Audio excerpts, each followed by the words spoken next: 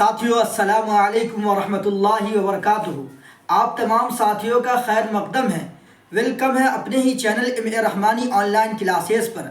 ساتھیوں، روز کی طرح آپ کے درمیان بہت ہی امپورٹنٹ VVI آبجیکٹیو کوسچن سبق نمبر 7 کا درخشہ اردو کلاس 10 کا لے کر آ گیا ہوں۔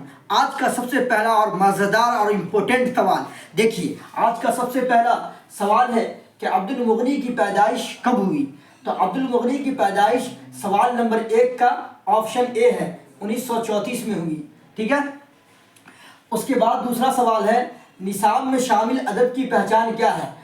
تو نصاب کہتے ہیں پاٹھیہ چریا کو، سلیبس کو، نصاب کہتے ہیں پاٹھیہ چریا کو، سلیبس کو۔ تو آپ کی کتاب میں جو ادب کی پہچان شامل ہے وہ کیا ہے؟ تو وہ مضمون ہے، کیا ہے؟ وہ مضمون ہے، کیا ہے؟ وہ مضمون ہے،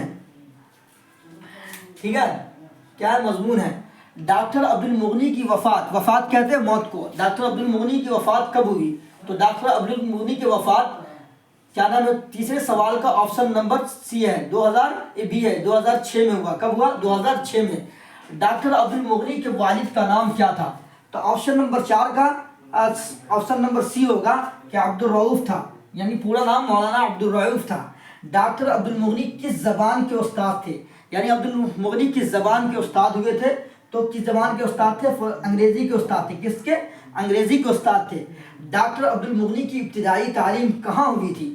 یعنی کہاں ہوئی تھی؟ آپشن نمبر کیا نام ہے 6 کا کہ کہاں ہوئی تھی ابتدائی تعلیم؟ ان کی ابتدائی تعلیم گھر پہ ہوئی تھی۔ کہاں ہوئی تھی؟ گھر پہ ابتدائی تعلیم ہوئی تھی۔